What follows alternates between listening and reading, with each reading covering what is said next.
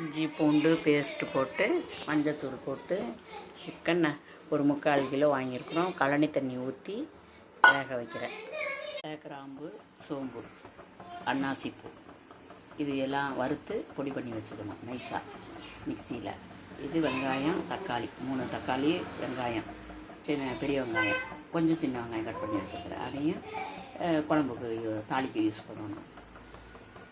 தேங்காய், சோம்பு, மிளகு, ஜீரகம், பூண்டு ஒரு 5-6 பல் வைக்கிறேன். பூண்டு ஒரு 4-5 பல் வச்சுருக்கிறேன். இதையும் கடைசியாக அரைச்சி தேங்காயோட அரைச்சி போடணும். பட்டை, கிராம்பு எல்லாத்தையும் வறுக்கிறேன், லைட்டாக வறுக்கிறேன். ஒரு 2 ஸ்பூன் 3 ஸ்பூன் இருக்கும் ஊற்றிருக்கிறேன். நல்லெண்ணெய் ஊற்றிருக்கிறேன். இது காஞ்சிடுச்சு. வெங்காயம் போடணும்.